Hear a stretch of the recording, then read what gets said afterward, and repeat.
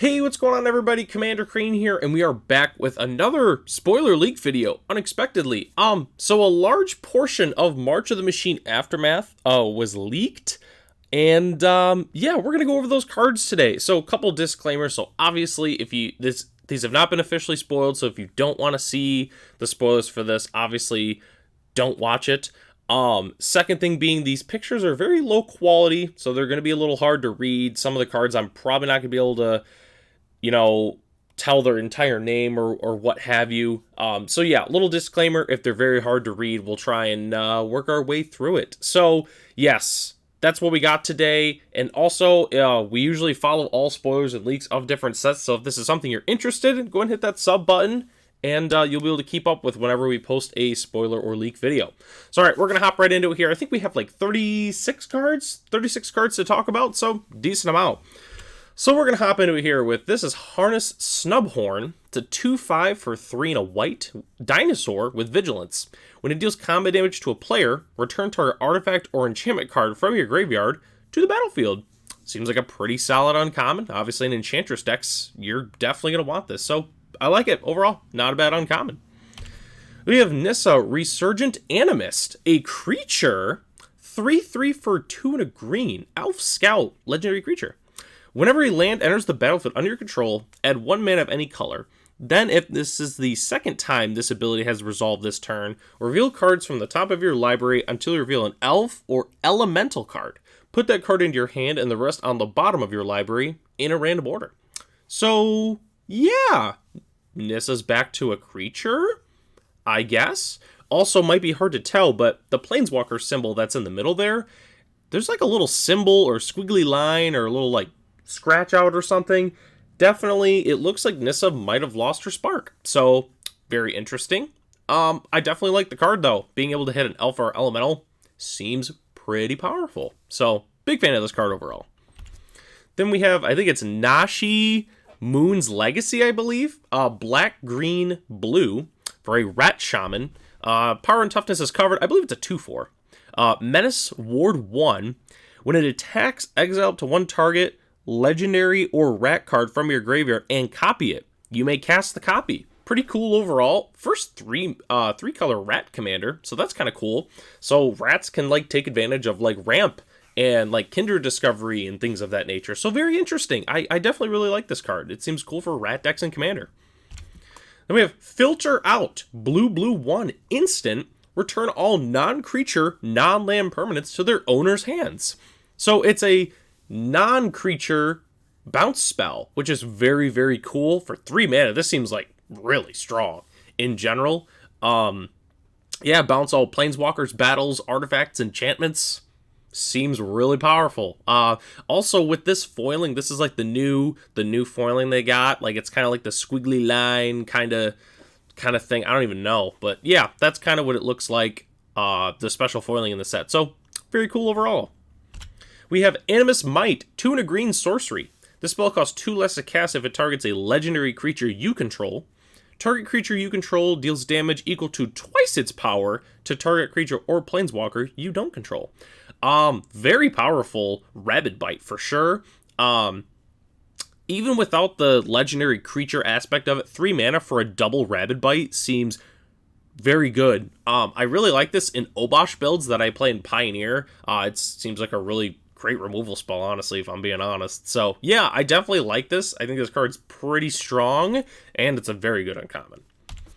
Next, we have Open the Way, green X, sorcery. X can't be greater than the number of players in the game. Review cards from the top of your library until you reveal X land cards. Put those land cards onto the battlefield tapped, and the rest on the bottom of your library in a random order. So in a regular 1v1 game, it's reveal cards until you hit 2 lands and put them on the battlefield tapped.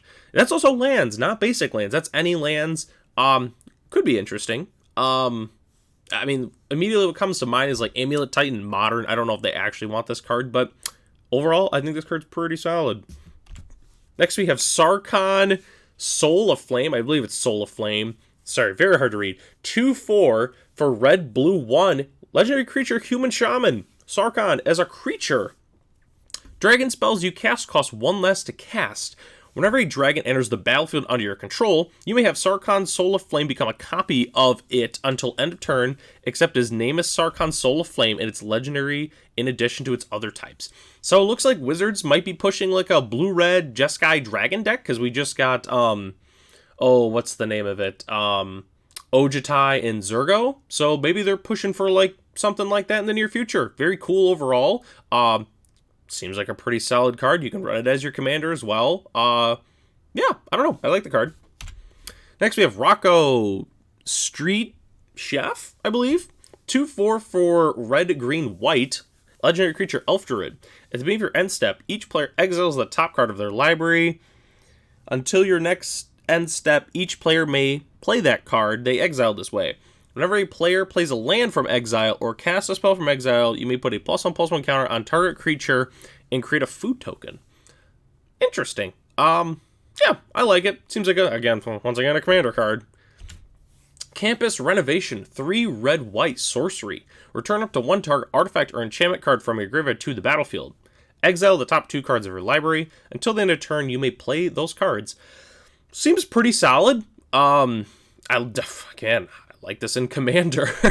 Seems pretty good for Commander. You get to reanimate a thing, and you get to exile the top 2 cards of your library. I mean, sign me up. That seems pretty solid. Blot Out. 2 and a black. Instant. Target opponent exiles a creature or planeswalker they control with the greatest mana value among creatures and planeswalkers they control. So yeah, it's a sack effect, but it's for the greatest thing they have. Yeah, I think it's a pretty solid card. Instead of, like old edict effects where you get rid of your worst creature, now this one is 3 mana, get rid of your best. So I definitely like this card. Next we have Urborg Scavengers. 2/2 for 2 and a black for a spirit. Seems like that would have been like a zombie card. When it enters the battlefield or attacks, exile target card from a graveyard. Put a +1/+1 counter on Urborg Scavengers.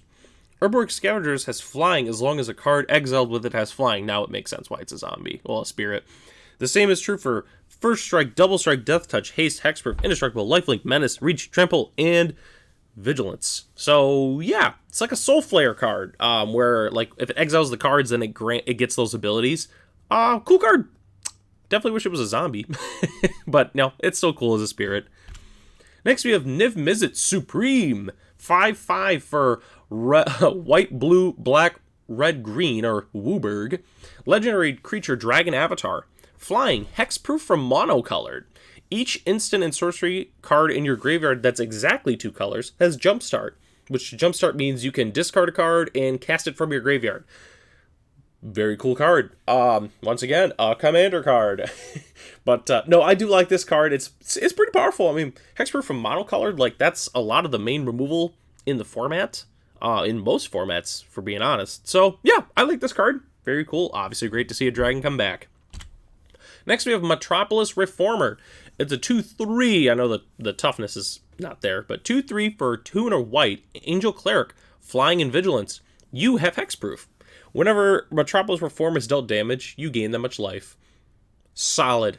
What's actually really cool about this is for like Angel decks and Pioneer, I've always liked how, well, I like Shalai, but it doesn't get hit by Collected Company. I guess this is a mini Shalai in a way.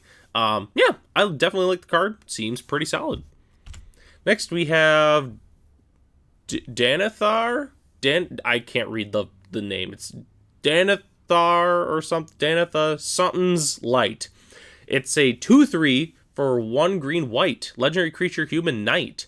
Vigilance, Trample, and Lifelink. Once during each of your turns, you may cast an aura or equipment spell from your graveyard. Definitely like it. Kind of weird colors for casting auras and equipments from the graveyard, but, Vigilance, Trample, Lifelink, it's a knight. We'll make it happen. I like the card overall. Next we have Feast of the Victorious Dead. White and a black enchantment. At the beginning of your end step, if one or more creatures died this turn, you gain that much life and distribute that many +1/+1 counters among creatures you control. That seems pretty solid for like self-sacrifice decks. Yeah. I mean, you gain that much life and distribute that many 1/1 counters among creature control. So you just like sack your whole board, maybe bring them back or something, make a bunch of dudes, and then gain a bunch of life, put a bunch of counters on. Yeah, that seems pretty solid. Next we have Copper Code Vanguard. 2/2 for 1 and a white. Each other human you control gets +1/+0 and has Ward 1. Yeah, that's a very powerful lord. Obviously, regardless of the +1/+1, I mean, it gets +1/+0, so obviously that's the side you want. And Ward 1's very powerful. Yeah, no, this seems like a very solid lord. I have to imagine that Mono White Humans is probably going to play a couple of these now, in Pioneer most likely. I don't know what 2-drop they would cut personally. But yeah, no, I really like Copper Code Vanguard. I think this card is very good. Next we have something Dauntless General. Sorry, I can't read that. 2/2 for white and a black. Legendary creature, human soldier. When it enters the battlefield, exile target player's graveyard, sacrifice it. Jurina? I don't know. Humans you control gain hexproof and indestructible until end of turn. Looks like we're getting a little bit of a human sub-theme, potentially in standard, which is pretty cool. Yeah, I like this card in general. I mean, you know, it's not a lord, but exile target player's graveyard, and you can sacrifice it and protect all your humans. I don't know if this is enough to, like, make humans come back in Modern, but, I mean, man, this is kind of exactly what humans wants for the most part. I mean, exile player's graveyard, it's really good against the Murktide decks, and then you can protect all your humans. Like, I don't know, this card seems pretty good for them. I'm not sure. We'll see what happens with this card. But, you know, maybe humans, maybe goes black-white potentially in Pioneer too. There's already some really good black humans for the format, so we'll see what happens. Next, we have Deification. 1 and a white. Enchantment. As it enters the battlefield, choose a Planeswalker type. Planeswalkers you control of the chosen type have hexproof. As long as you control a creature, if damage dealt to a Planeswalker you control of the chosen type would something in all loyalty counters on it being removed would result in all loyalty counters of it being removed. Instead, all but one of those counters are removed. Whoa. That seems really good. Jesus. I didn't even read this card before. So it's a warship for your Planeswalkers? Okay. As long as you control... Yeah, this is just a warship for Planeswalkers. As long as you control a creature, if damage dealt to a Planeswalker control of the chosen type would result in all loyalty counters of it being removed, it said all but one. So basically, your Planeswalker can't die if you have a creature? Jesus. Okay, wow, that seems really good. Like, obviously, it's of one type, but, like, wow, that is still really good. Jeez. Okay, well, that's a very powerful enchantment. Gross. We're moving on. Next, it's Advara's Oathsworn. 2/2 for 1 and a black. Human Knight with Menace. When it deals combat damage to a player, if it has fewer than 4 +1/+1 counters on it, put a +1/+1 counter on it. Then if it has exactly 4 +1/+1 counters on it, search your library for a card, put it in your hand, then shuffle. Interesting. Seems like a pretty solid card overall. I mean, search your library for a card, so... The thing is black unfortunately doesn't have a lot of like 1/1 counter shenanigans for the most part, but definitely, like, I mean, if you get the 4 counters on it, like just being able to demonic tutor every turn, that seems pretty solid. Yeah, I don't know, I like it. Seems like a solid card, and it's not legendary too. It just has those legendary vibes to it. But next we have Death Rattle Oni. 6 and a black for a 5/4 with flash. This spell costs 2 less to cast for each creature that died this turn. When it enters the battlefield, destroy all other creatures that were dealt damage this turn. Interesting. Seems like a fine uncommon. It's got flash, it's big body, and then it destroys other creatures. So, yeah, solid. Next we have Joriel, Voice of Zhalfir. 2 green-blue for a 3/3 legendary creature human druid. At the beginning of combat on your turn, up to 1 target land you control becomes an XX green and blue bird creature token with flying and haste until end of turn, where X is the number of cards in your hand. It's still a land. Whenever a land creature you control deals combat damage to a player, draw a card. Interesting. So I could say like a blue-green, like Awakening, like land reanimator deck or something like that with this card. Just seems like just a cool commander to be able to play. I like it. Next we have Samut, Vizier of Naktamun. It's a 2/3 for 1 red-green legendary creature, human warrior cleric. First strike, vigilance, and haste. Whenever a creature you control deals combat damage to a player, if that creature entered the battlefield this turn, draw a card. Yeah, I like it overall. First Strike Vigilance Haste, pretty solid. It's a 2/3. Man, if it was a 3/3, I would be all over this card. Basically incentivizes playing haste creatures for the most part. So like a Rule Haste deck or something definitely would like this card because you can potentially draw a lot of cards from it. So yeah, it's a cool card. I also like the Amonkhet border. I think they just look sweet. There's no way I can read that name.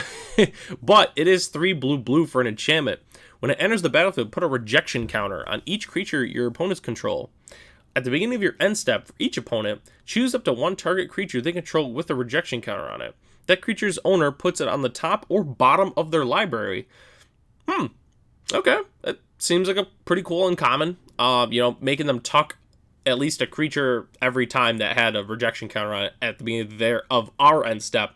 Seems pretty solid. I like it overall. Next we have Training Grounds, our first reprint. Finally, Training Grounds is getting reprinted. I was just talking about this the other day, that this card needs to get reprinted. 1 blue, enchantment, activate abilities of creatures you control, cost 2 less to activate. This effect can't reduce the mana in that cost to less than 1 mana. Yeah, it's Training Grounds. I'm a big fan of it. It's a good reprint. It's about time. I don't know what it's going to do in Standard. Probably won't do anything in Standard. It'll just be like one of those good reprints for like Commander and stuff like that. But yeah, very happy that this card's coming back. Next we have, I know it's Pia Nalaar Insurgent Revival or something. I know this is Pia Nalaar. 2/3 for red-white. Legendary Human Artificer. Thopters you control have haste. Whenever you play a land from exile or cast a spell from exile, create a 1/1 colorless Thopter artifact creature token with flying. Seems really good with like the Reckless Impulse and like the Wren's whatever. If you're playing like some Boros deck or something. I don't know. This card could be pretty interesting. Obviously you have to play other cards that exile, which, I mean, is in red. That's a very red thing, so you could definitely make something happen with this card. I like it. It's just 2/3 for 2. Solid. Next, we have Reckless Handling. 1 in a red, sorcery. Search your library for an artifact card, reveal it, put it in your hand, shuffle, then discard a card at random. If an artifact card was discarded this way, Reckless Handling deals 2 damage. 2? 2? I think it's a 2. I don't think it's a 3. Maybe it is a 3. I don't know. Deals damage to each opponent. Yeah, seems like a very cool card. Obviously, it's like a gamble for like artifacts. Worst case scenario, the way I look at it, is if the card that you did tutor for got discarded, at least you get to deal some damage to each opponent. I don't know. I mean, like, if that's I can't tell if that's a 2 or a 3. It looks like a 2. I think it's a 2. But yeah, I mean, at least you hit your opponent, I guess, if your card gets discarded. Like, I mean, it could be worse, I guess. So, I don't know. I'm a fan of it. Next, we have Tranquil Frillback. It's a 3/3 for 2 and a green. Dinosaur. Here we go.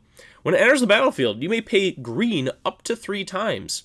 When you pay this cost 1 or more times, choose up to that many.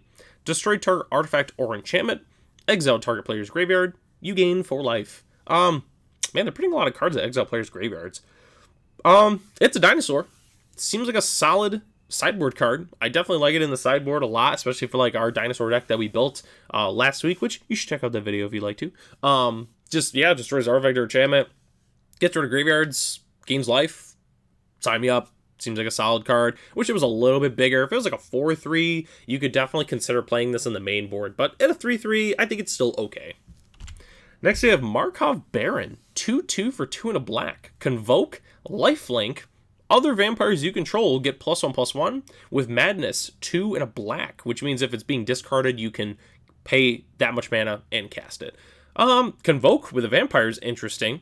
But it's a vampire lord. I'm always alright with getting more lords, unless they're absolutely broken. This one is not one of those. So, yeah, I think it's a solid lord. Gives the vampires 1/1. I'm on board.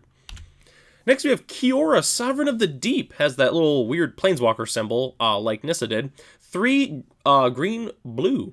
4/5 with Vigilance and Ward 3.